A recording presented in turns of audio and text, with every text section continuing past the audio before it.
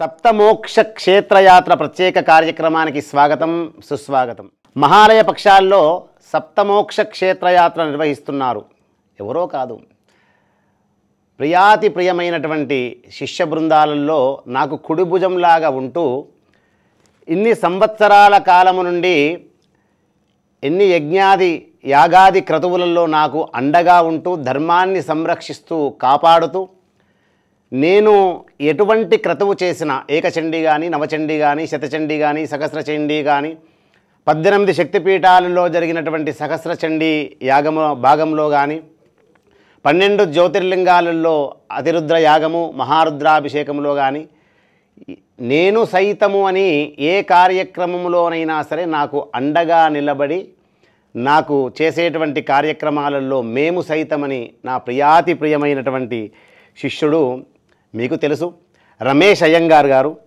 ఆయన ఎన్నో క్షేత్రాలు దివ్య దర్శనాలు భగవద్బంధువులకు చేపిస్తూ పునీతులను చేస్తూ ఉంటాడు. పుణ్యము ఎలా సంపాదించుకోవాలి అంటే మనం ఒక మాట రమేష్ అయ్యంగారి తప్పనిసరి సలహాలు తీసుకోవాలి. ఆయన ఒక ప్రత్యేక రైలును తీసుకొని ఆ రైలులో 12 రోజుల పాటు దాదాపు 600 మంది భక్తుల్ని సప్తమోక్ష క్షేత్రాల దర్శనానికి అక్కడ పితృతర్పణాలకు అద్భుతమైనటువంటి ఏర్పాట్లు చేస్తున్నారు. మామూలుగా దేవాలయాల దర్శనాలు చేసుకోవచ్చు, లేదా 18 శక్తిపీఠ దర్శనాలు చేసుకోవచ్చు, లేదా 12 జ్యోతిర్లింగాల దర్శనాలు చేసుకోవచ్చు. కానీ పితృతర్పణాలను తనదైన శైలిలో దేవలోకాలలో ఉన్నటువంటి తరతరాలుగా తాతలు ముత్తాతలు వాళ్ళ వంశములో మరణించినటువంటి వాళ్ళ రుణము తీర్చుకోవడానికి పితృతర్పణాలలో అద్భుతమైనటువంటి కార్యక్రమాన్ని పూనుకున్నారు చూడు. అందుకే వారి పేరు రమేష్ అయ్యంగార్ అంటారు.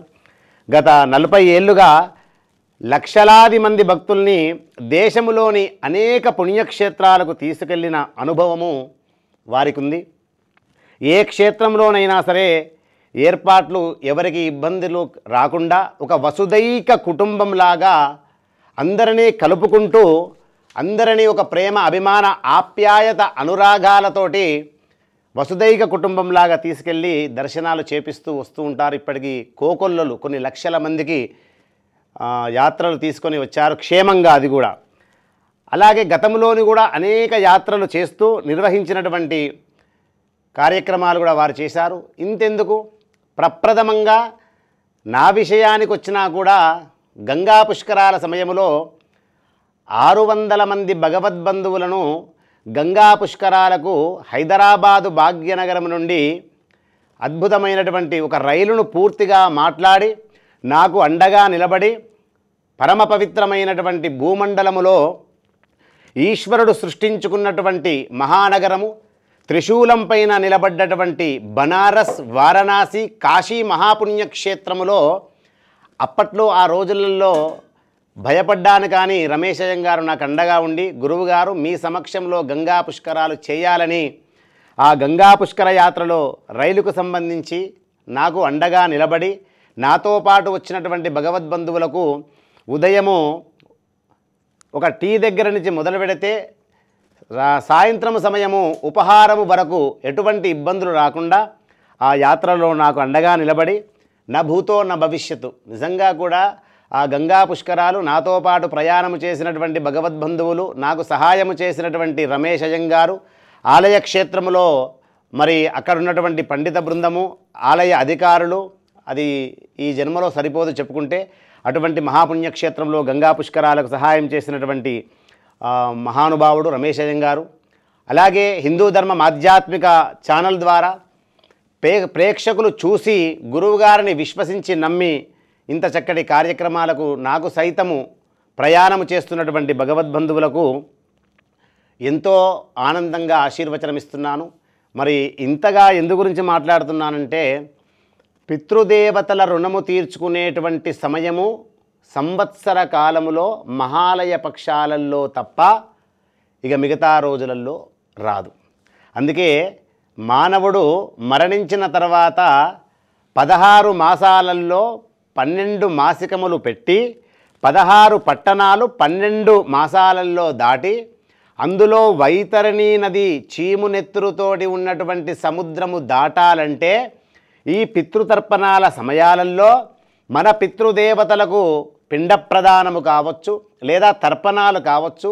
అది ఏ క్షేత్రములో చేస్తే మంచిదో, మరి సప్తమోక్ష క్షేత్రయాత్ర ఎందు గురించి రమేష్ అయ్యం గారు పెట్టాలనుకున్నారో వారి ద్వారా వారి మాటల్లో కూడా కొంతవరకు మనం తెలుసుకుందాము. మంచి కార్యక్రమం కాబట్టి ధర్మాన్ని కాపాడుతూ మన సనాతన ధర్మాన్ని, ఇతిహాస పురాణాలను అందరికీ బోధ పోస్తున్నటువంటి మహానుభావుడితోటి మనము కొన్ని విషయాలు చక్కగా మాట్లాడుకుందాం. మరి ఈరోజు హిందూ ధర్మం కార్యక్రమానికి అలాగే సప్తమోక్ష యాత్ర గురించి మనకు వివరంగా వివరించడానికి రమేష్ అయ్యం గారు మన స్టూడియోలో ఉన్నారు. మనస్ఫూర్తిగా అనేక ఆశీర్వచనాలు. ఎందు గురించి అంటే ఎన్నో కార్యక్రమాలు మీ అనుభవం గొప్పది. మీ అనుభవంలో మీ తల్లిదండ్రులు చేసిన పుణ్యమో తెలియదు, లేదా ఆ భగవంతుడి యొక్క కరుణా కటాక్షంలో తెలియదు. గత 35-40 సంవత్సరాల కాలము నుండి కూడా లక్షల మంది అని నేను తక్కువగా చెప్తున్నాను, ఎన్నో లక్షల మందికి భారతదేశంలో ఉన్నటువంటి పుణ్య నదులు కావచ్చు, లేదా అద్భుతమైనటువంటి దేవాలయ దర్శనాలు కావచ్చు, కుటుంబంతోటి వెళ్ళాలంటేనే ఎన్నో ఇబ్బందులు వస్తాయి. అలాంటిది ఈ 600 మంది 700 మందిని ఒక కుటుంబంలాగా కలుపుకొని తీసుకువెళ్ళి మళ్ళీ క్షేమంగా తీసుకురావటం అంటే ఇది అందరి నుంచి కాదు రమేష్ అయ్యంగార్ గారు. మరి ఆ భగవంతుడి కృప, గురు అనుగ్రహం ఉండొచ్చు, అందుకే ఎలాంటి ఇబ్బందులు రాకుండా ముందుకెళ్తున్నాయి. మరి ఈ సప్తమోక్ష యాత్ర ఈ మహాలయ పక్షాలలో ఎప్పుడు ఈ యాత్ర బయలుదేరుతుంది? సప్తమోక్ష యాత్ర పెట్టాలనేటువంటి ఒక ఆలోచన ప్రత్యేకంగా మీకు ఎందు గురించి వచ్చింది? గురు బ్రహ్మ గురు విష్ణు గురు దేవ మహేశ్వర గురు సాక్షాత్ పరబ్రహ్మ తస్మై శ్రీ సద్గురువే నమః. గురుగారు నమస్కారం. గురుగారు, సప్తమోక్ష క్షేత్ర యాత్ర అనేది ఒకనొకప్పుడు నేను అలా మొత్తం భారతదేశం అంతా తిరుగుతున్నప్పుడు క్షేత్రాల్లో చూసేవాడిని. తర్పణాలు పెడుతున్నప్పుడు ఆయా క్షేత్రంలో కొన్ని ఇబ్బందులు పడుతూ ఉన్నారు మన సౌత్ ఇండియన్స్ వెళ్ళిన వాళ్ళందరూ. భాష రాక, తర్వాత అక్కడ పండితులు లోకల్గా వాళ్ళకి తోచినట్టు సౌత్ ఇండియన్స్ని చూడగానే గోదాన్ కరో, భూదాన్ కరో, వేణిదాన్ కరో అని చెప్పి బలవంతంగా 10,000 11,000 మనం ఆంధ్ర రాష్ట్రం నుంచి తెలంగాణ నుంచి ఎంతోమందిని చూసాం. డబ్బులు లేకపోయినా కూడా సెంటిమెంట్గా వాళ్ళ పాపం మొత్తం వదిలించుకొని వస్తున్నారు. అలాంటిది చూసిన తర్వాత మా ఒక్క సంస్థ చెన్నైలో ఉంది, భారత్ గౌరవ్ రైల్ యాత్ర అని 2 టైమ్స్ సంస్థ, సౌత్ స్టార్ రైల్, ఇండియాలో ఏకైక ప్రైవేట్ టూరిస్ట్ ట్రైన్ ఆపరేటర్. గురుగారు, ఇప్పుడు గంగా పుష్కరాలకు వచ్చింది కూడా అదే యాత్రలో ట్రైన్. గురు, చాలా సంతోషం. గంగా పుష్కరాలకు కూడా ఇచ్చింది. ఇదేంటంటే గురుగారు, ఈ మహాలయ పక్షాలలో పితృదేవతలకి తర్పణాలు వదలాలని ఒక సంకల్పంతో మా ట్రైన్ ఏదైతే ఉందో చెన్నై నుంచి బయలుదేరి నెల్లూరు, ఒంగోలు, గూడూరు, గుంటూరు, సికింద్రాబాద్, కాజీపేట, రామగుండం మీదకి వెళ్ళి సప్తమోక్ష క్షేత్రాలకు వెళ్తున్నాం గురుగారు. ఓకే, ఇది బయలుదేరేటువంటి సమయం ఎప్పుడు రమేష్ అయ్యంగార్ గారు? 9 సెప్టెంబర్ గురుగారు. ఓకే, మహాలయ పక్షాల్లో 9 సెప్టెంబర్ నుంచి 14 రోజుల యాత్ర గురుగారు. 14 రోజుల యాత్ర. నిజంగా కూడా సప్తమోక్ష యాత్ర అంటే మామూలు విషయం కాదు. ఇప్పుడు మనకు శ్లోకం ఉంటుంది, అయోధ్య, మధుర, మాయా, కాశీ, కంచి, అవంతిక. అంటే నాకు తెలిసినటువంటి విషయము, మనము ఈ సప్తమోక్ష యాత్రలో వెళుతున్న సమయంలో కూడా ఎన్నో పుణ్యక్షేత్రాలు మనకు అగుపడుతూ ఉంటాయి. మరి ఇందులో ఇంకా వేరే పుణ్యక్షేత్రాలను కూడా మీరు దర్శనం చేపిస్తున్నారా? అవును గురుగారు, దీంట్లో మనం ఇక్కడి నుంచి ఫస్ట్ బయలుదేరిన తర్వాత ఉజ్జయిన్ క్షేత్రం వెళ్తాం గురు. ఓహో, జ్యోతిర్లింగం. ఉజ్జయిన్ నుంచి ఓంకాళేశ్వర్కి జనాలందరినీ ఏసీ బస్సులో తీసుకెళ్తాం. 120 కిలోమీటర్ డిస్టెన్స్, అది ఒకటే కొంచెం దూరం డిస్టెన్స్ గురుగారు. అక్కడి నుంచి నేను ఏసీ బస్సులో తీసుకెళ్తాను. క్షేత్రంలో దిగిన తర్వాత వాళ్ళకి వసతి, భోజనాలు, ట్రాన్స్పోర్ట్ అంతా బాధ్యత మాదే గురుగారు. ఓకే, ఇంకొకటి 12 జ్యోతిర్లింగాలలో దక్షిణ ప్రాణం ఉన్నటువంటి మహాపుణ్యక్షేత్రమే ఉజ్జయిని. అసలు అపమృత్యు పీడలు, గండాలు మనకు జీవితకాలం రాకుండా ఉండాలంటే 12 జ్యోతిర్లింగాలలో ఉజ్జయిని మహాపుణ్యక్షేత్రాన్ని భస్మ అభిషేకం ఎవరైతే తిలకిస్తారో మోక్షము లభిస్తుంది. ఇది కాకుండా ఈ సప్తమోక్ష యాత్రలో భాగంగా మీరు ఉజ్జయిని మహాపుణ్యక్షేత్రాన్ని తీసుకెళ్తున్నారంటే వచ్చేటువంటి భగవద్బంధువులు ఏ జన్మలో చేసుకున్న పుణ్యమో, ఏ యోగ బలమో అది మాత్రం వాస్తవం. దానితో పాటు హరే కంకరమే శంకర్ అంటారు, అంతే కదా? మరి నర్మదా మన భారతదేశంలో ఏ మహాదేవుడి ఆలయం నిర్మించినా కూడా ప్రాణవట్టం ఏది పెట్టినా ఆ బాణము మాత్రము నర్మదా బాణాన్ని పెడతారు. అంటే ఒక శిశువు ఎలా జన్మిస్తారో ఆ శిశువులాగానే ఆ నర్మదా బాణము నర్మదా నదిలో జన్మించి దొర్లుతూ దొర్లుతూ దొర్లుతూ దొర్లుతూ ఒక శివుడి యొక్క బాణాకారం తయారవుతుంది. మరి హరే కంకరమే శంకర్ అంటారు. అటువంటి 2 జ్యోతిర్లింగాలను కూడా కష్టమైన ఇష్టంగా సప్తమోక్ష యాత్రలో మీరు భగవద్బంధువులకు చూపిస్తున్నారంటే నిజంగా ఆలోచించవలసినటువంటి విషయమే. ఇది అందరికీ భాగ్యము కలుగుతుందంటే మహా అద్భుతము. మరి ఈ సప్తమోక్ష యాత్రలో భాగంగా పుణ్యక్షేత్ర దర్శనాలు కూడా చేయడం అనేది చాలా విశేషం. నేను ఒకటే మాట అంటాను అయ్యంగార్ గారు, భగవంతుడి యొక్క సేవలో ఎన్నో యజ్ఞయాగాదులు చేయవచ్చు, ఎన్నో పూజాది క్రతువులు చేయవచ్చు. కానీ మీ కుటుంబంలో మీ పితృ రుణము తీర్చుకునే సమయము ఆ పితృతర్పణాలే. నా కుటుంబంలోనైనా సరే ఆ పితృ రుణం తీర్చుకునే సమయము పితృతర్పణాలే. అది మహాలయ పక్షాలు. అటువంటి సమయంలో ఇటువంటి సేవ చేస్తూ వాళ్ళ వంశము సూర్యచంద్రులు ఉన్నంత వరకు తరతరాలుగా ఆ వంశము ఆనందంగా ఆరోగ్యంగా ఉండాలంటే పితృతర్పణాలు మహాలయ పక్షాలలో ఎవరైతే, అది మనము ఉన్న చోట కాదు వారు ఎక్కడెక్కడ తీసుకెళ్తున్నారో. ఇప్పుడు మనకు 2 క్షేత్రాలు చెప్పారు. అసలు మహాలయ పక్షాలలో పితృతర్పణాలు చేసేటువంటి మహాపుణ్యక్షేత్రాలు ఉంటాయి. కానీ ఇక్కడ సప్తమోక్ష యాత్రలో భాగంగా ఈ ఉజ్జయిని ఓంకారేశ్వర్ కాకుండా మీరు ఇంకెక్కడెక్కడ వెళ్తారు? తదనంతరం ద్వారకాకి వెళ్తాం గురుగారు. ఓహో, ద్వారకా, నాగేశ్వర్, బేట్ ద్వారకా, అతి ముఖ్యమైన క్షేత్రం ఇదంతా గుజరాత్లో ఉంది గురుగారు. ఓకే. మాతృగయ గురుగారు, మాతృగయ ఒక క్షేత్రం, ఏకైక క్షేత్రం మన తల్లికి తర్పణాలు వదిలే గురుగారు. బా, ఇది వాస్తవమైన మాట. చాలామంది భగవద్బంధువులకు తెలియదు.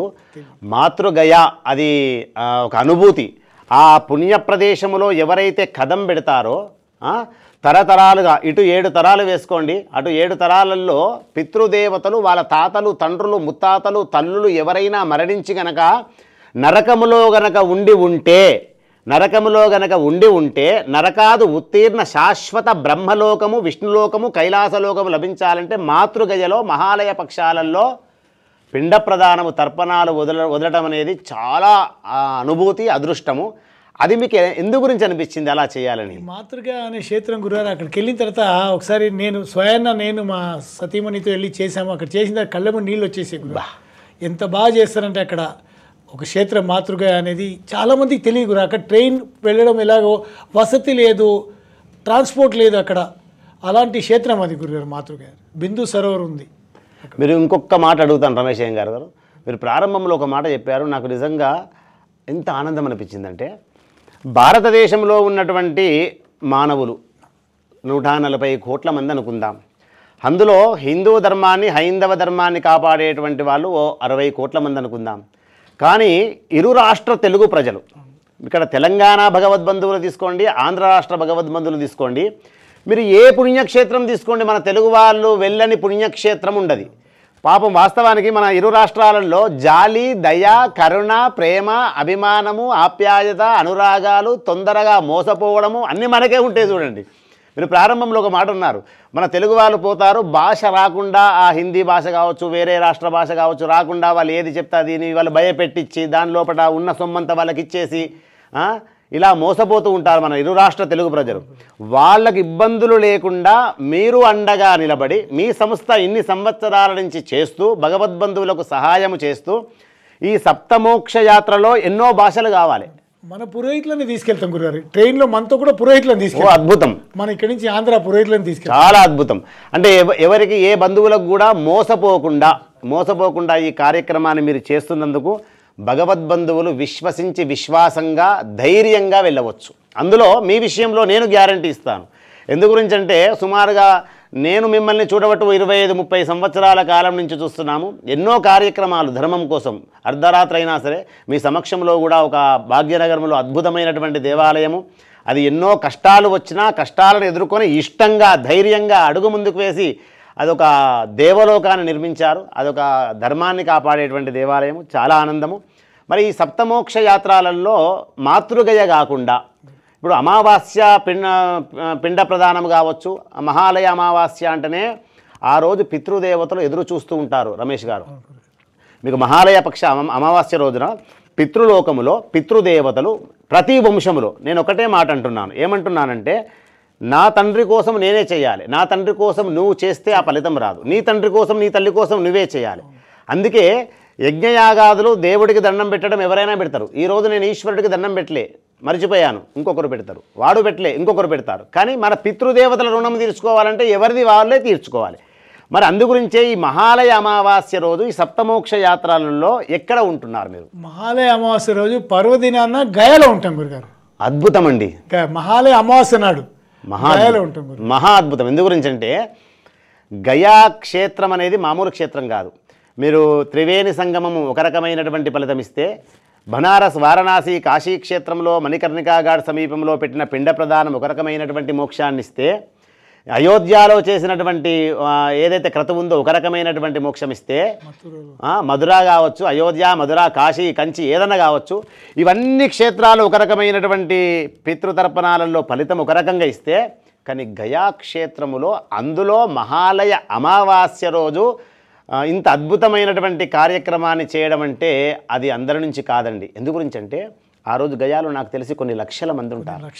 మరి ఇంతమంది లక్షల కుటుంబాల మధ్యలో మీరు తీసుకెళ్లిన భక్తులకు ఎటువంటి ఇబ్బందులు కాకుండా మీరు ఎలాంటి నిర్ణయాలు తీసుకుంటారు? ప్రతి క్షేత్రంలో గురుగారు, ఏ క్షేత్రంలో కూడా ఒక సపరేట్గా ఒక స్థలం కేటాయించి టెంట్ వేసి మన పురోహితులు అక్కడ ఉండి ఎక్కడైతే హాల్ దొరుకుతుందో అక్కడ హాల్ పెట్టి మిగతా క్షేత్రాల్లో టెంట్స్ అన్ని ఏర్పాటు చేసి మనకంటూ సపరేట్గా మన భక్తులకు సపరేట్గా ఒక ప్లేస్ ఉంటుంది. అక్కడే తర్పణాలు పిండ ప్రదానాలు చేయిస్తాం గురుగారు. ఇందులో భాగంగా తర్పణాలకి వీళ్ళకి ఉద్దరిని పంచపాత్ర కూడా మేమే ఇస్తాం గురుగారు. అద్భుతం అండి. ఎందు గురించి అంటే వాళ్ళ సామాగ్రి తెచ్చుకొని ఆ సామాగ్రి సరి చేసుకొని అలా ముందుకు నడవడమే కష్టమవుతుంది.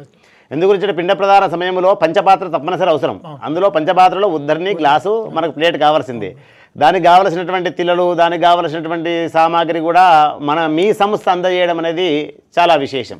ఇక రుసుము అంటే ఎవరైనా రుసుము చెల్లిస్తారు, కానీ సమయానికి ఆ క్రతువుకు సంబంధించినటువంటి సామాగ్రి అందివ్వడం అనేది కూడా అది మామూలు విషయం కాదు, ఒక పెద్ద సేవ. మీకు మరల చెప్తున్నాను, మన కుటుంబం కలిసి ఓ యాత్ర పోతేనే ఎన్నో వ్యయాసాలు ఉంటాయి, ఎన్నో ఇబ్బందులకు గురవుతూ ఉంటాము. అటువంటిది ఇన్ని వందల కుటుంబాలు, ఒకరి మనసు ఎలా ఉంటుందో, ఒకరు ఈర్ష్యతో ఉంటారు, ఒకరు కుట్రతో ఉంటారు, ఒకరు కుతంత్రాలు చేస్తూ ఉంటారు, ఒకరికి మంచినీళ్ళు రాలేదంటారు, ఒకరు కాఫీ రాలేదంటారు, ఒకరు భోజనం రాలేదంటారు, ఒకరు ప్రేమతో మాట్లాడే వాళ్ళు ఉంటారు, ఒకరు మంచిగా మాట్లాడితే వాళ్ళని ఇబ్బందులు పెట్టే వాళ్ళు ఉంటారు. మరి ఈ యొక్క రైలులో, ఈ అద్భుతమైనటువంటి రైలులో 14 రోజుల ప్రయాణం. 14 రోజుల ప్రయాణం అంటే మామూలు విషయం కాదు. అంటే కలియుగంలో నరకం ఎక్కడ ఉంటుందంటే ఇప్పుడు మీరు తీసేటువంటి యాత్రలో కనబడుతుంది. కానీ ఇంతమందిని వసుదైక కుటుంబం లాగా మీరు ఇన్ని సంవత్సరాలు చేస్తూ ఉన్నారు కాబట్టి ఆ అనుభవం గొప్పది. అయినా చిన్న చిన్న సమస్యలు వస్తూ ఉంటాయి. ఇప్పుడు ఈ రైలులో మీరు ప్రయాణం చేస్తారా? అవును గురు, నేను ప్రయాణం చేస్తుంటాను. దగ్గరుండి మొత్తం పరిశీలన నాతోనే ఉంటుంది. దీంట్లో ప్రతి కోచ్లో ఒక ఎస్కాట్, ఒక సెక్యూరిటీ గార్డు, సూపర్, మళ్ళీ తర్వాత ముగ్గురు సర్వింగ్ స్టాఫ్, ఒక క్లీనింగ్ స్టాఫ్, అందరూ దగ్గర 100 మంది స్టాఫే ఉంటారు ట్రైన్లో. మహా అద్భుతం అండి. ట్రైన్ మొత్తం మనదే గురుగారు. అంటే ఇప్పుడు వేరే వాళ్ళు ఎక్కడానికి ఆస్కారం లేదు, బయట వాళ్ళు ఎక్కడానికి లేదు.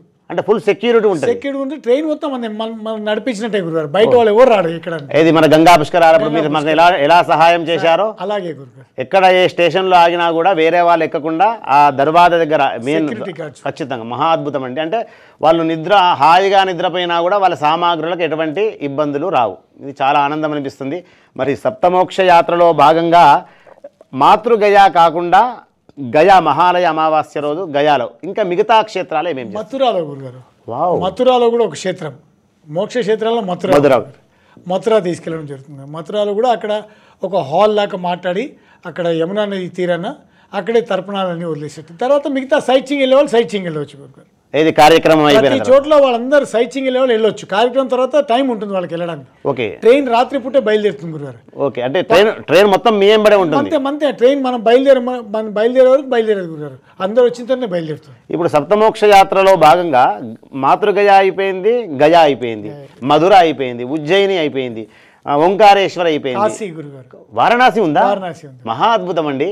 ఎందు గురించి అంటే మనిషిగా మానవుడిగా జన్మించిన తర్వాత హిందువుగా పుట్టినటువంటి వాడు కాశీ క్షేత్రంలో మహాలయ పక్షాలలో మణికర్ణికా ఘాట్ దగ్గర స్నానం చేస్తే కైలాస ప్రాప్తి లభిస్తుంది, నకశిక పర్యంతం అనారోగ్య సమస్యలు పోతాయని ఇతిహాస పురాణాలు చెప్తాయి. ఈ యాత్రలో ఖచ్చితంగా కాశీ కూడా ఉంది. కాశీ ఉంది, మహా అద్భుతం. ఇంకేమేమి ఉన్నాయి? ప్రయాగ్రాజ్లో త్రివేణి సంగమం స్నానము, అక్కడ అమ్మవారి దర్శనం గురుగారు. మామూలు యాత్ర కాదండి మీరు తీసేది, అమ్మవారి దర్శనము. ఇది 3వ సంవత్సరం గురుగారు. చాలా సంతోషం. త్రివేణి సంగమం. ఆ తర్వాత ఇంకా దర్శనాలలో దాంతో లాస్ట్ గయ తర్వాత హైదరాబాద్ రిటర్న్ రావడం గురుగారు. మీరు ఇందులో అయోధ్య ఉందా? అయోధ్య ఉంది గురుగారు. ఓ ఖచ్చితంగా. అయోధ్య సరియు నది తీరాన. ఎందు గురించి అంటే అయోధ్య బాలరాముడు వచ్చిన తర్వాత చూడని వాళ్ళు చాలామంది ఉంటారు. ఈ సప్తమోక్ష యాత్రలో భాగంగా సప్తమోక్షాలకు సంబంధించినవే కాకుండా జ్యోతిర్లింగాలను కలుపుకుంటూ అలాగే అయోధ్యను మధురాను ఇవన్నీ కలుపుకుంటూ తీసుకెళ్తున్నారంటే హిందూ ధర్మాన్ని హైందవ ధర్మాన్ని వచ్చేటువంటి భగవద్బంధువులకు ఎంత సహాయం చేస్తున్నారు. చాలా అనుభూతి, చాలా ఆనందం అనిపిస్తుంది.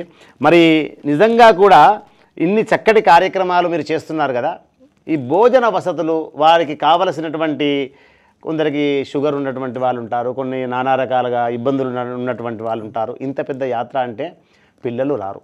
ఏదున్నా ఒక 50 సంవత్సరాలు దాటిన వాళ్ళు చేసుకుందాము అనేటువంటి ఆలోచనలో మరి వారికి ఎటువంటి ఇబ్బందులు రాకుండా ఏదన్నా వైద్య సదుపాయము, డాక్టర్స్ అలాంటివి కూడా పెడుతున్నారా? ఈ ట్రైన్లో గురుగారు మెయిన్ ఏంటంటే వితౌట్ ఆనియన్ గార్లిక్ ఫుడ్ ఒకటి ప్రొవైడ్ చేస్తాం. మహాద్భుతం అండి. మహాలయ పక్షాలు ఆనియన్ గార్లిక్ తినరు, నార్మల్గా వేరే టైంలో తింటారు. కాబట్టి ఆనియన్ గార్లిక్ వెల్లుల్లి లేకుండా భోజనాలు వేడిగా వాడు ఎక్కడైతే కూర్చున్నారో భర్త దగ్గర భోజనాలు సర్వ్ చేస్తాం. సర్వింగ్ స్టాఫ్ 3-4 ఉంటారు, వెళ్తూ ఉంటారు. అచ్చా, వీళ్ళు వెళ్ళి ప్లేట్లు పట్టుకొని అవసరం లేదు. ఎక్కడ కూర్చున్నా వాళ్ళకి అక్కడికే టీ కాఫీ అన్నీ అందిస్తాం గురుగారు. అంటే వాళ్ళ ఇంట్లో ఎలా ఉంటారో అలాగే ఉండొచ్చు. అంతే గురుగారు. అంటే ప్రశాంతంగా మీ ఇంట్లో ఉన్నట్టుగా అలా చక్కటి భగవంతుడి యొక్క మాటలు మాట్లాడుకుంటూ భజన కార్యక్రమాలు చేసుకుంటూ ఆనందంగా ప్రయాణం చేసుకోవచ్చు. మహా అద్భుతం అండి, చాలా అద్భుతం. అయితే ఇందులో ఈ పితృతర్పణాలు ఎక్కువగా రుణం తీర్చుకోవాలనుకునేటువంటి వాళ్ళు బీద వాళ్ళే ఎక్కువ ఉంటారు. అంటే వాళ్ళకి అన్ని విషయాలు తెలుస్తూ ఉంటాయి కాబట్టి. మరి ఇంత గొప్ప రైలు అనేసరికి ఇన్ని యాత్రలు కనబడుతున్నాయి, మామూలు యాత్రలు కాదు. సప్తమోక్ష యాత్ర అంటే మీరు ఏదో 7 క్షేత్రాలు తీసుకెళ్తలేరు. అందులో ఉజ్జయిని దగ్గర నుంచి మొదలు పెడితే మధురా వరకు ఎక్కడెక్కడ కాశీ అన్నీ వస్తున్నాయి. మరి అనుసంధానంగా ఉందా? వాళ్ళకి ఎటువంటి ఇబ్బందులు లేకుండా మీరు వాళ్ళకు సరిపడే విధంగా రుసుము ఎలా ఉంటుంది? గురుగారు తప్పకుండా గురుగారు. మా యాత్రలో వచ్చే వాళ్ళందరూ 60 సంవత్సరాలు దాటిన వాళ్ళే, middle class, pensioners, retired employees ఉంటారు గురుగారు.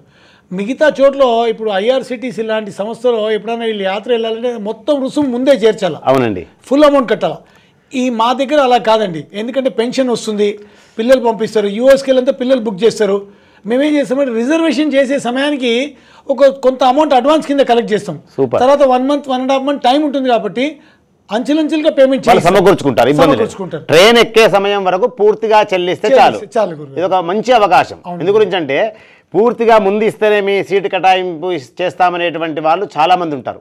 కానీ మీ సంస్థ అలా కాకుండా ముందు రిజర్వేషన్ చేసుకొని ట్రైన్ ఎక్కే లోపు అది ఒక నెల సమయం ఉంటుంది కాబట్టి ఆ సమయంలో మీరు పెట్టడం అనేది చాలా చాలా గొప్ప అవకాశం.